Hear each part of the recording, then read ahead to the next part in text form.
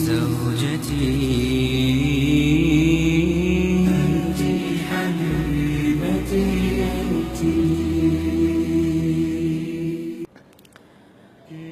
قال الله تعالى في القرآن الكريم ولا تنسوا الفضل بينكم.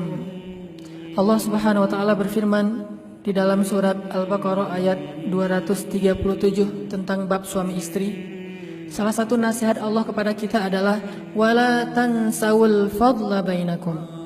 Kalau kita ingin menjadi orang yang sabar dan baik kepada pasangan kita, tipsnya adalah wala tansawul fadla bainakum. Janganlah kalian melupakan kebaikan di antara kalian. Artinya, ketika kita dalam keadaan tidak nyaman, ketika kita agak merasa kecewa kepada pasangan kita, maka janganlah terlalu fokus kepada kesalahan itu. Berusahalah melihat kebaikan-kebaikannya yang jauh lebih banyak selama ini.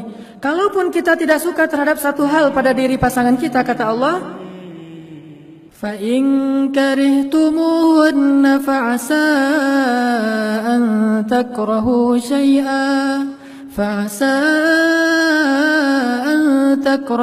شَيْئًا وَيَجْعَلَ اللَّهُ فِيهِ خَيْرًا كَثِيرًا. Kalau kalian tidak suka terhadap istri kalian dalam satu hal, bisa jadi yang tidak kalian sukai itu Allah jadikan padanya kebaikan yang sangat banyak. Ini Allah yang mengatakan demikian. Mungkin kita tidak suka dalam satu hal dari istri kita karena tidak ada manusia yang sempurna.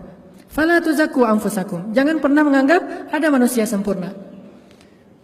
Karena kadang kita berpikir, oh perempuan ini ada kesalahan di sini, saya akan cari perempuan lain yang lebih sempurna. Tidak ada perempuan yang sempurna kecuali 4 orang saja. Asia istri Fir'aun, Maryam anaknya Imran, Khadijah istri Rasulullah, dan Fatimah anaknya Rasulullah SAW. Selain 4 orang ini, tidak ada yang sempurna, termasuk Aisyah. Walaupun Aisyah keistimewaannya adalah seperti garam dalam makanan, seperti bumbu dalam masakan, tetapi bukan perempuan sempurna. Begitu juga dengan pasangan kita, dia bukan perempuan sempurna. Karena kalau kita hanya melihat ketidaksempurnaannya, maka kita akan larut dalam kekecewaan dan akhirnya kita akan berputus asa dalam rumah tangga. Sehingga Allah mengatakan wala tansaul fadla bainakum. Ingat kebaikannya. Ingat hal-hal yang menyenangkan dari dia. Ingat hal-hal yang luar biasa pada dirinya yang mungkin kamu tidak akan mendapatkan itu dari orang lain. Dengan demikian, insya Allah kita akan menjadi orang yang sabar. Dan terakhir, satu lagi tips, kalau kita punya masalah dengan pasangan kita, nasihati diri kita, jangan mencari nasihat untuk dia. Yang paling sering adalah, kalau kita punya masalah dengan pasangan kita, kita akan googling, kita akan browsing, kita akan tanya kepada seorang ustadz, nasihat untuk kita sampaikan kepada pasangan kita. Ini nggak fair. Harusnya kita googling, nasihat untuk diri kita sendiri. Kita browsing, nasihat untuk diri kita sendiri. Kita datang kepada seorang ustadz, ya ustadz, nasihati saya untuk menjadi suami yang baik, suami yang sabar. Bukan ya ustadz, tolong beri saya hadis-hadis tentang istri yang soleha. Kita cari nasihat buat diri kita sendiri, bukan mencari nasihat untuk kita share, kita forward, kita broadcast kepada pasangan kita. Itu tidak akan menyelesaikan masalah. Makanya begitu ada masalah di antara kita dengan pasangan, langsung browsing hadis-hadis suami yang penyabar.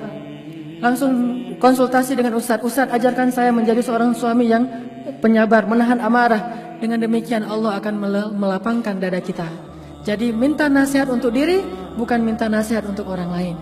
Mudah-mudahan ini akan memperbaiki hubungan kita dengan pasangan kita, karena itu salah satu di antara cikal bakal peradaban.